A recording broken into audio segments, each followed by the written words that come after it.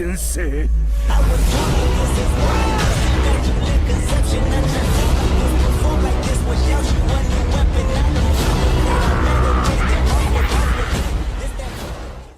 Hello and welcome to the channel. My name is Prince Oedis, for those of you who don't know. Before I begin this, if you're new to the channel, I'm gonna give you the rundown on what happens here. So I basically make, well, what it sounds like, what ifs. I make anime fanfics, and I tend to usually make the main characters a little bit OP. If that's not cool with you, that is a-okay. You don't gotta watch this. I appreciate it if you would. But you know, that type of storytelling doesn't fit with everyone's whole preferences, so I understand. But to those of you who've been waiting for so goddamn long, thank you, and seriously thank you for 28k. Boy, we have come a long way. It's been almost 3 years, definitely, probably more. It just feels unreal. I started this channel when the lockdown began, and I basically never stopped, even while I was away. That's because I had things to do. But it's good to be back, and I'm really excited to get back into the series, finish it up. You know, MHA's been done for so long. I'm trying to get back into my shit because I have a lot of ideas that I've been cooking up over the past 6 months. It's a good thing I did, because that would be a waste of 6 months if I didn't. But without any further ado, don't forget to like and subscribe, and yeah, let's get right into it. You're seriously talking about the weather right now? That's Dynamite. You really are crazy. Deku says, hey, it's not his fault. He never had a choice in the beginning. These words catch Shigaraki's attention as he asks, what's that supposed to mean? Exactly what I said. Even now, you're being used as a pawn. In a split second, Deku moves in, pummeling Shigaraki into the floor with a punch to his face. As he bounces off the floor, he repulses himself off into the air and then reaches his arm out, growing and mutating it before swinging it at him. Your precious sensei's not stopping it anymore. I'll decay you to bits. What seemed like a curving blast of energy moves past Deku just then and crashes into this arm, which is then detonated to pieces. Shigaraki detaches himself too late, however, and begins to spin uncontrollably. He quickly regains control, but it's too late as Dynamite's palm is found right in his face. Who says we need Sensei to beat ya? Huh? Stacks of explosions bombard and tear him a new one as he collapses onto the floor and destroys it. But from the dust, a massive gnarly hand extends, nearly striking Katsuki, who couldn't move away in time. So Deku moves in, grabbing and throwing him away as he shoulder checks and tears through the arm. Shigaraki runs along its deteriorating remains, however, and swings, turning his arm into the same disgusting mix of multiple limbs once again. The moment they make impact, however, these limbs are blown away, and he's blindsided by a quick 1-2 strike to his face. His head is knocked back twice in quick succession as he begins to bleed from his nose. While up close, he's then pulled from above by the hair by Katsuki, who proceeds to bombard him with even more attacks. I don't know if you need to hear it or something, but you ain't winning this! Meanwhile, what in the hell is this? Remarks Endeavor. Before them stood not the same AllForOne, because, well, he had faced Maharaga, and Maharaga had forced his hand. He had used the last remains of the experiments done with Eri. His body burns with energy as he begins to descend, and Maharaga does the same. Their landing blowing away hero and villain alike, as the Shikigami screams viscerally and sends him flying. But AllForOne wasn't really focused on that. My body, it feels as light as silk. He had regressed in age. He recovers balance very quickly and takes advantage of not only the bewilderment of his new transformation, but his regained old speed to then steal clothes from anyone nearby before getting a hold of one specific hero. No one special, someone who just happens to fall victim to his clutches as he starts to sap away their quirk as he does with everybody. No, let me go! My quirk, it's... Get off! His arm is severed by the executioner's blade before he even noticed, leaving his eyes wide. Did he get even faster? The power of adaptation is truly troublesome. Grabbed by the face, he's then dragged through the floor as Maharaga shrinks down to his size, gaining significantly more muscle until he leaps. This ends here and... The 10 shadows technique isn't perfect. As OP as I've made it, and I really have, it still has some drawbacks. One of them being, it's true that Maharaga and other summons don't really need to be with Deku present at all times, but using that much cursed energy, well, he wouldn't last long alone, and was forcefully beginning to be pulled back into the shrine. His body is slowly torn into what seems like a shadow portal behind himself. Endeavor and Hawks flew over, concerned. What's going on? Just freaking gut that wannabe demon lord. I can't. In a split second, he falls to one knee in the shrine, alerting all the users and present Shikigami. Damn it! So now we know how long manifestations last when we're that far apart, says Bruce. That's good. This is a win. It ain't enough. That bastard had to pull out that trick. Damn it. Enough of that, says Kudo. You and me got a job now. We always knew it wouldn't last long anyway. Come on. Don't tell me what to do.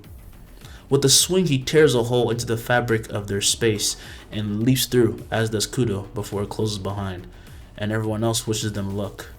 And not only they, but everyone will need it because Dabi hasn't finished his rampage yet. As a matter of fact, he has now copied Todoroki's ability and was brimming with even more powerful flames than him. Worst of all, Deku's clone had already healed everyone and couldn't stay any longer. It began to melt into the shadows as the monster that Dabi had become approached. And Gentleman Todoroki ready for battle, and in his path, Dabi burned anything to cinder that wasn't fast enough to evade him. You can do this, both of you, says the clone. You're fully healed. What you think, little bro? Pretty decent copy, don't you think? Hey, Skeptic! Skeptic, you around? As he shouts at the top of his lungs, his voice reaches a Nomu from afar, one with a chip inserted in its back. From this chip, the voice of Skeptic, a member of the Revolutionary Army, spreads quite loudly as he shouts, I'm too busy right now, daddy issues. If you're looking for Endeavor, he's at Gunga, facing AllForOne. I built this whole operation. I don't got time to be babysitting you. His fingers strike each piece on his board with intensity and obsession as Central Control announces that someone is trying to hack into their system. It's of course Skeptic. Someone is what? Asks All Might. As he utters these words, Deku would catch wind of this through his comms, and he barely weaves another massive limb just then, having been distracted by this news, and he touches it, digging his fingers into it as it continues to extend and expand, causing him to then rip through it as he slowly charges electricity before his arm turns to a claw. From the floor, Shigaraki sees a strike of lightning rip through that limb, and he's then grabbed by that very same claw and held to the floor before he can even blink. Alright, you should be weak enough. Do it. Suddenly, Shigaraki's eyes go blank as he begins to convulse. The sound of his thumping heart slows and slows as we peer into the darkest depths of his soul.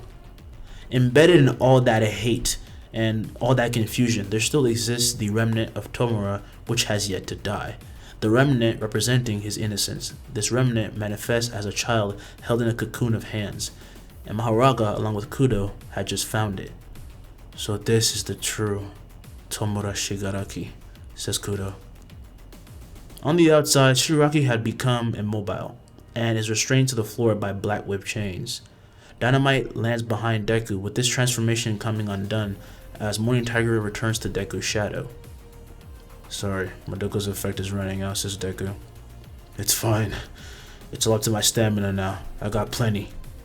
Those in control of Troy are told that Shigaraki has been put down, and Central Control, meanwhile, has regained some control from Skeptic thanks to La Brava. Deku, AllForOne is heading your way. As he and Dynamite are alerted to this, Deku looks at Shigaraki as he sees the pieces of his flesh all over slowly decaying, and Shigaraki was returning to normal. So he remarked, it doesn't matter. He doesn't have a vessel anymore. From his shadow erupt the silhouettes of Maharaga and Kudo, both having cut the cord connecting AllForOne and Shigaraki's souls, but with this they also learned something. The next words they uttered were unheard by us, but definitely heard by Deku and Dynamite. That fucking bastard, says Dynamite. Mr. Shirakumo. As Deku calls for him, a portal warps before them as he walks out and sees Shigaraki. You really did it. Take him to the ceiling room, please. Even if their connection is cut, I don't want to take any chances considering how much of a variable AllForOne is. The Shigaraki that remained was no longer the mutated virus which wouldn't stop growing. He now looked like a young man.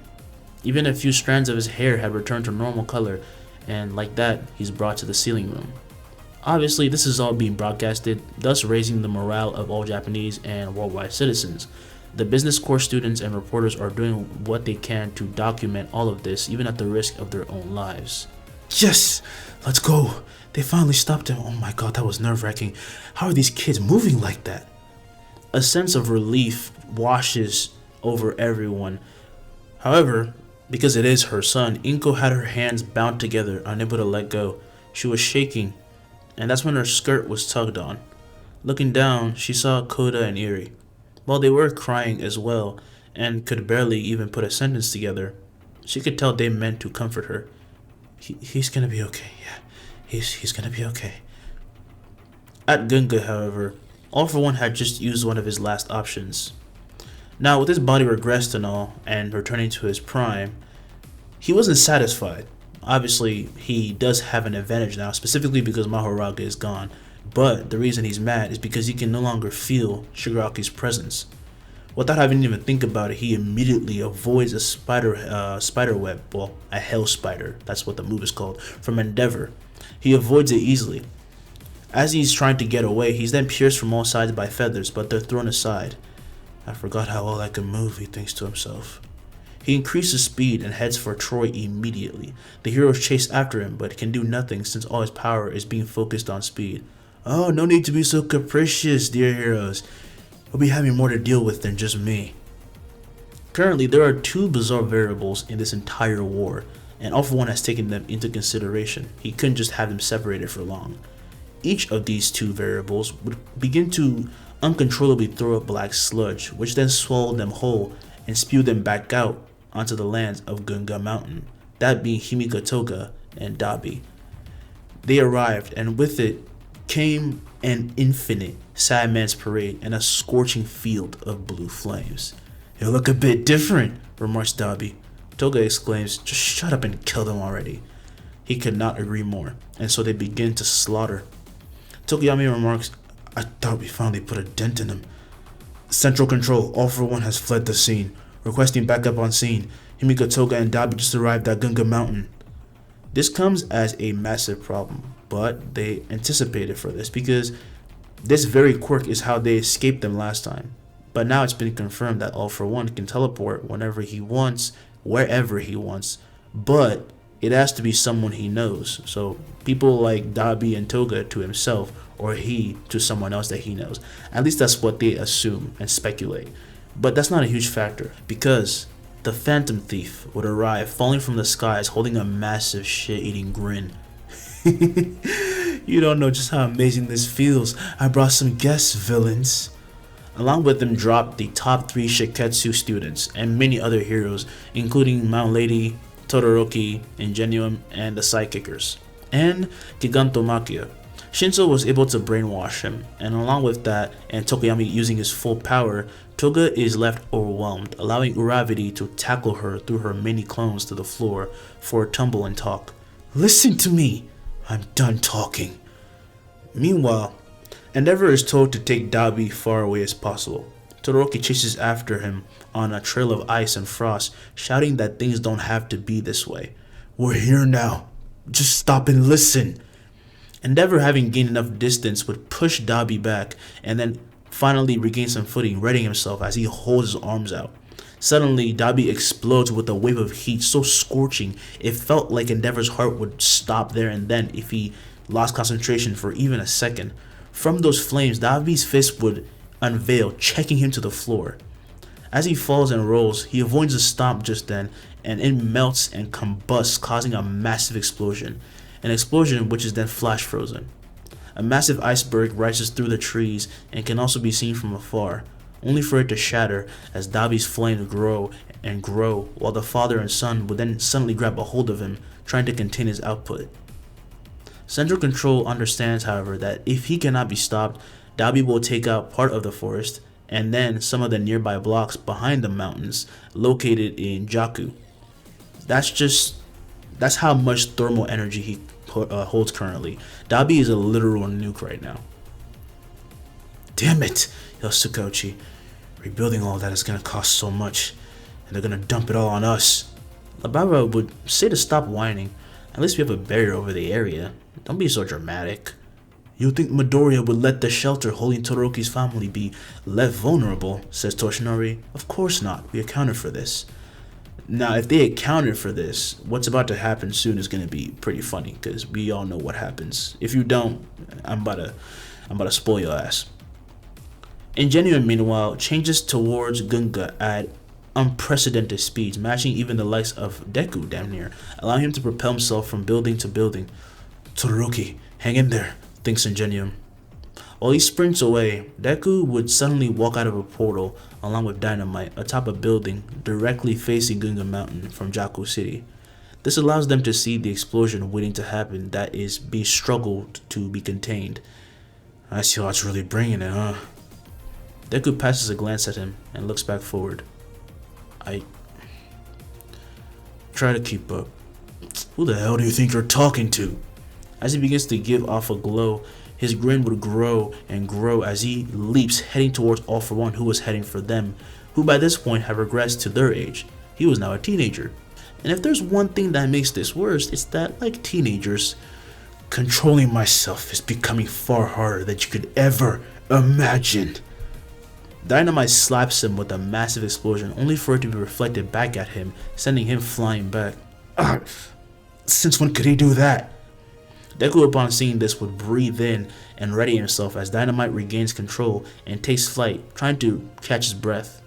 AllForOne does the same and glares with a hate no one could even comprehend, because right now, the worst he feared had come to reality. He began to see in All Might every time he saw this child. And then there was Katsuki, his eyes.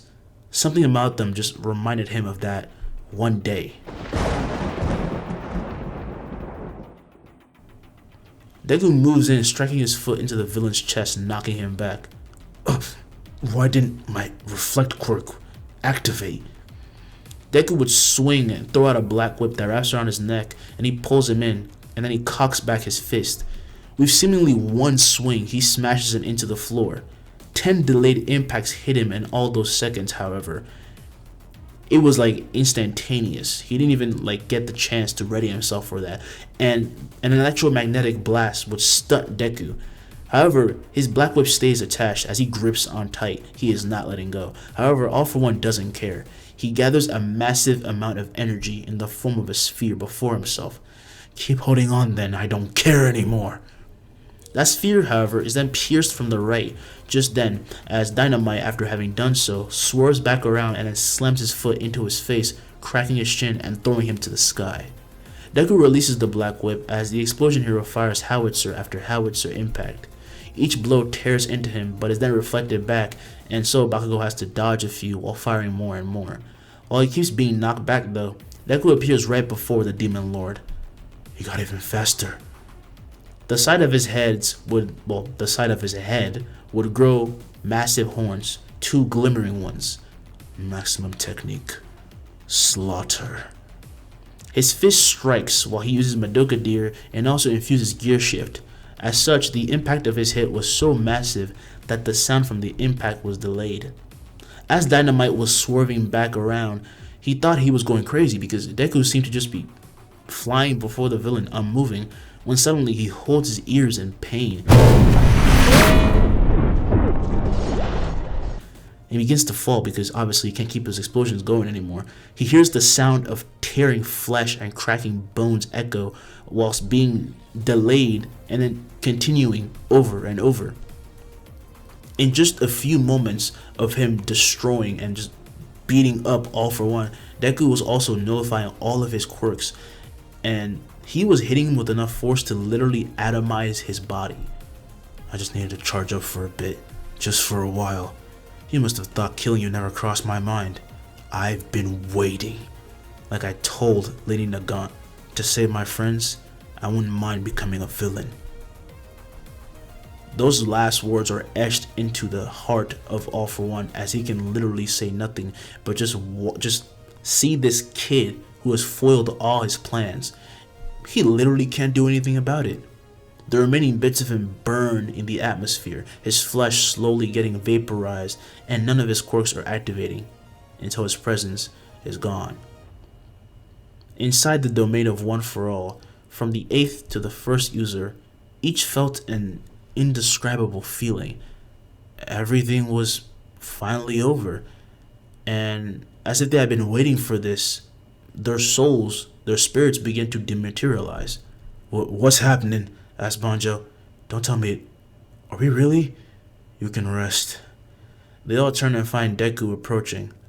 I always wonder what would happen when all this ended. But you guys have been fighting for over a century, even beyond death. I think you're allowed to retire as heroes, don't you think?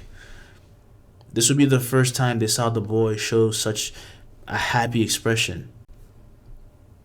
And yet clearly they could see that he was trying to hide some form of pain.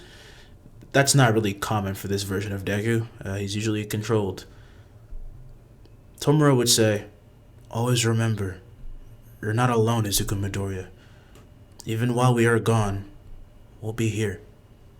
Banjo says the same as the Shikigami would give their last goodbyes to their sparring partners, chess rivals, drinking buddies, their friends. Oh, by the way, Maharaga is an alcoholic canonically in this version, but he literally can't get drunk because he adapts to everything. Try staying dead this time, says the General Takudo. Yep, cryptic as always. Goodbye, Maharaga. Out in the real world, as he falls, a newscopter nearby captures the scene. The reporter's eyes would fill with tears as she announces the end of the notorious villain who started all of this. However, as he crashes, Deku looks up seeing Dynamite fly down in a panic, and he would ask him, Todoroki, what happened to him? Did Dabi get worse somehow? No, but I think you'll be a bit shocked. The whole Todoroki's family's having a reunion. He is indeed shocked and a bit confused because, well, he put a whole barrier around the survivors and refugees. Why did they get out of there? But when he looks far off, he sees the explosion slowly beginning to diminish. He wondered just how the hell they were able to reach Dabi so quickly.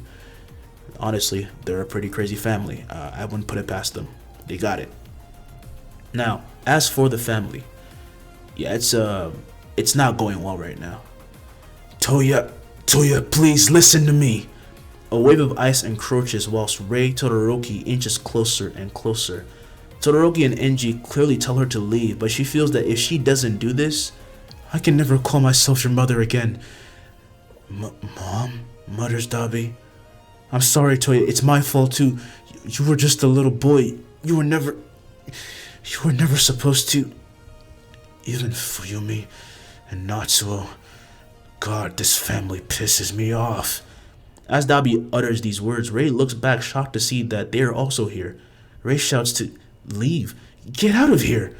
Fuyumi refuses. Funny enough, this is the first time in years the family have been together. So don't take them away, please. We're here now. And you're really being annoying as per usual, says Natsuo. Burned, bruised, and charged. Well, that's not the right word. Fuck.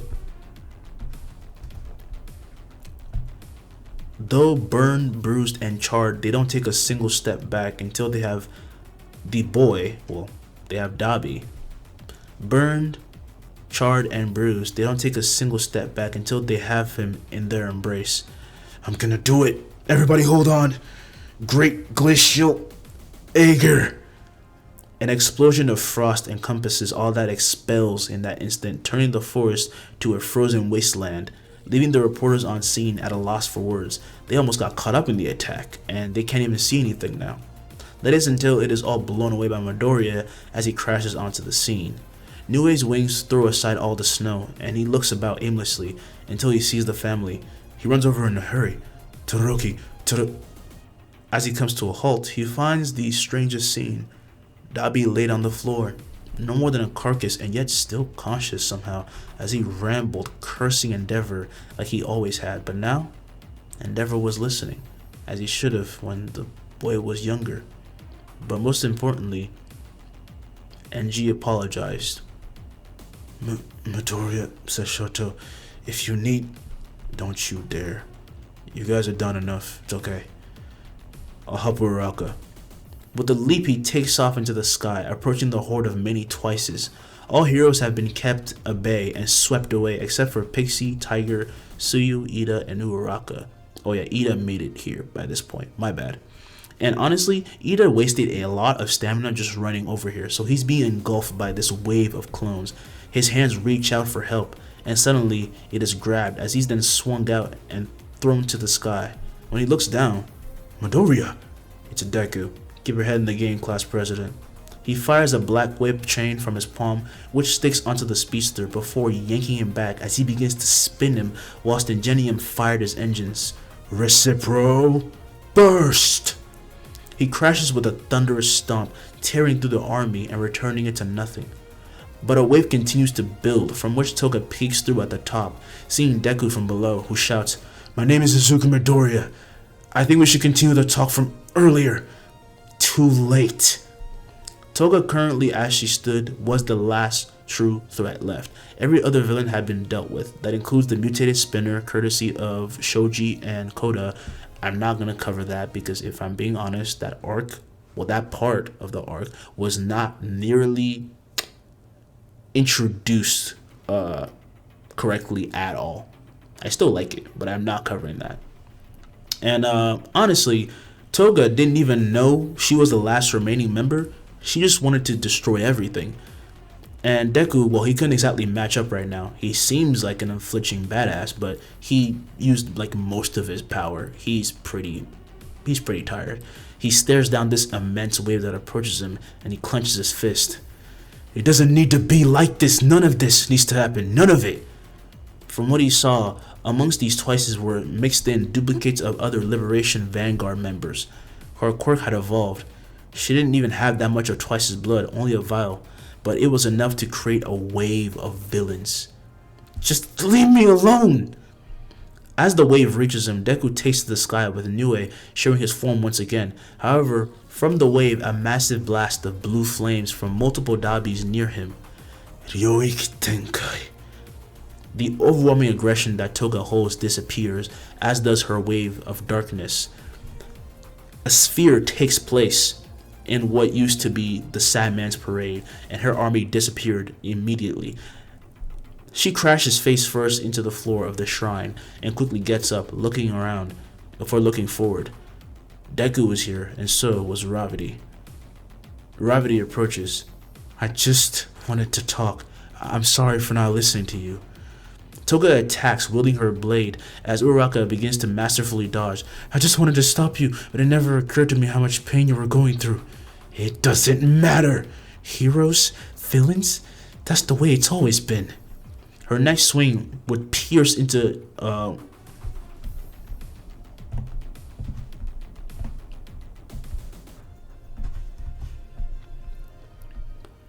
Her next swing aims to pierce Ochako's throat, but she would hold her hand out and it's pierced instead. Why didn't you dodge? Because I'm not afraid of you. You can see yourself as a villain all you want. All I see is a girl in pain. A girl I just wanted to be friends with. And I'm willing to bet everything that you feel the same. For Toga, blood and love are inseparable. They might as well be the same thing. She loves who she loves, and to those she loves, she takes blood from. She kills. She can never help that. It's just a quirk of hers. Deep down, she does still wish to accept Uraraka, but her next action proves to be one intent on killing her, as her blade swings at her side, tearing Ochako open as she begins to bleed profusely. No! As he rages, Deku's eyes fill with bloodlust as he readies to attack, but Uraraka stays standing as she nearly staggers to the floor, her blood dripping and gushing out. Don't I have to tell her? Why didn't you dodge? You could have dodged. What is wrong with you? I don't know. My body just didn't want to react. Toga is stunned by these words. They strike a chord that confuse her, and yet she felt seen. Ochako only wanted to talk to her, and it was so apparent that she never considered her enemies, and she was able to take such a hit. That hit might kill her. However, the bloodlust is too much for her to keep standing, so she falls to the floor. Midoriya runs to her side, quickly holding pressure on her wound. Okay, stay with me. Just breathe, alright? But why aren't you healing her? Deku strikes the floor with rage. Because I can't! She recluses and looks at her bloody knife, looks around at this domain. How beautiful and serene it is. How beautiful it is compared to the chaos outside that she caused. She finally alone.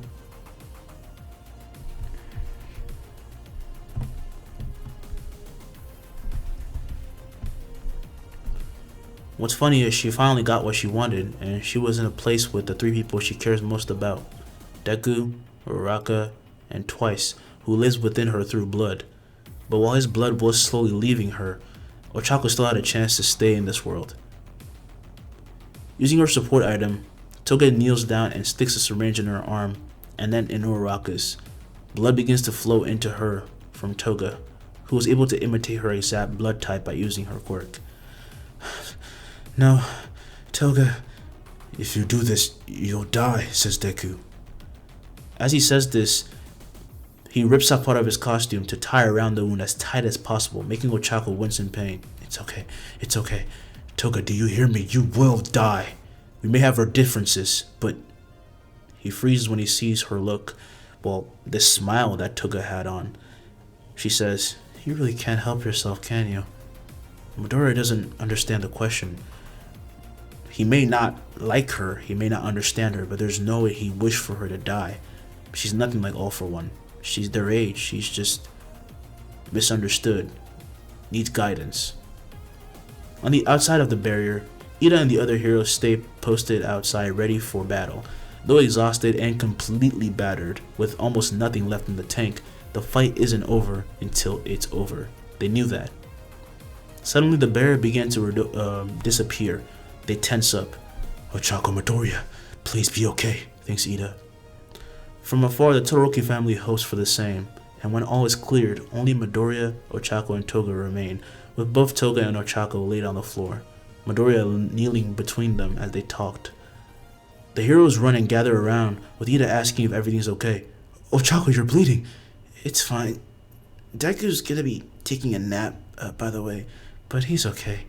Oh, kid's out cold. I mean, after everything, I'm surprised he's even here.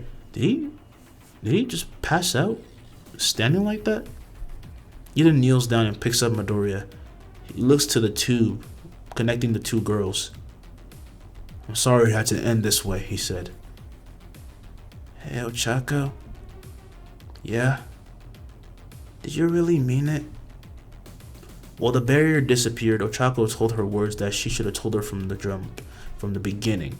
It was a simple phrase you would tell anybody, that she had the cutest smile that she'd ever seen. And of course Ochako meant it. She says as much before Toga began to lose consciousness. As she gazed out into the sky, her vision continued to worsen and blur. The villain known as Toga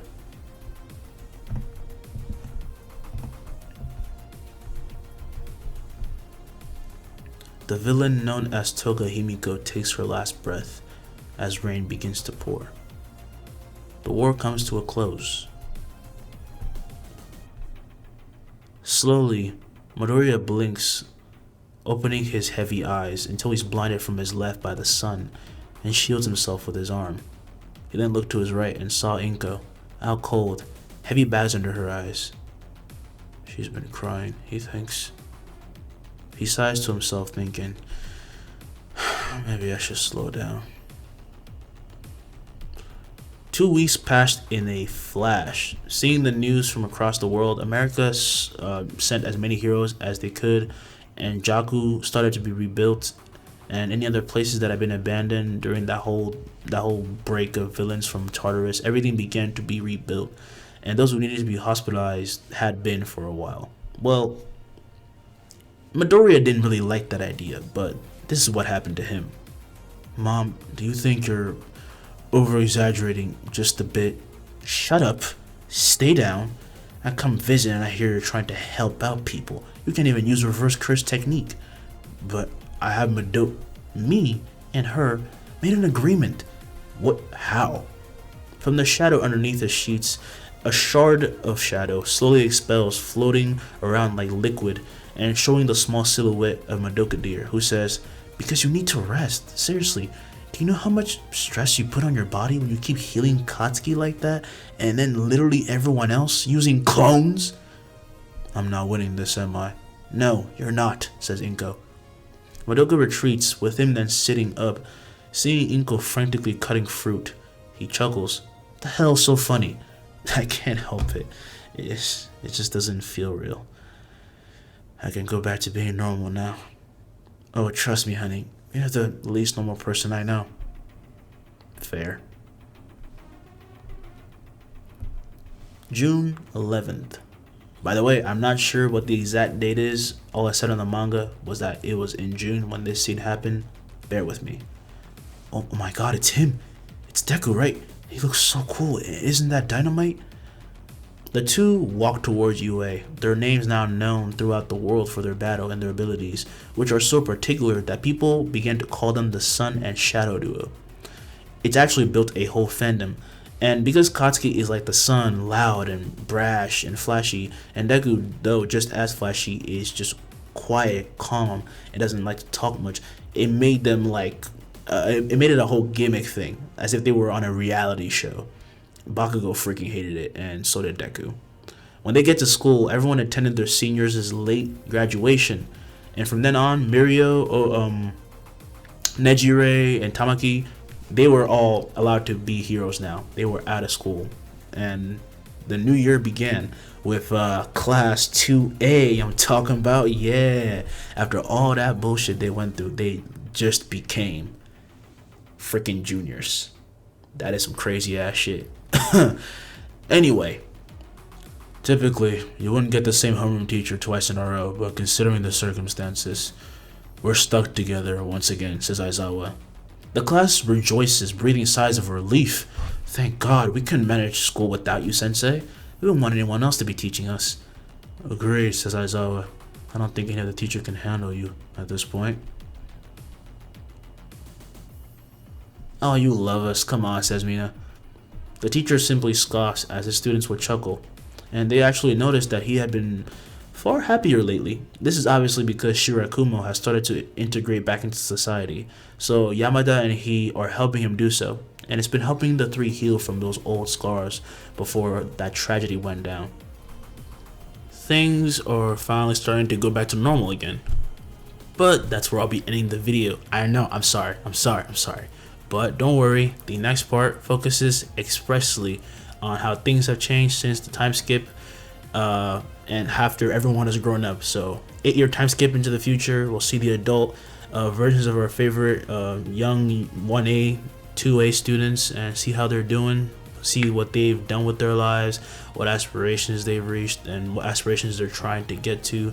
But it's been fun. It's good to be back, you know. If you like, comment, share, subscribe, all that. Let people know that I am back. And I hope you had a good time. And peace. See y'all again.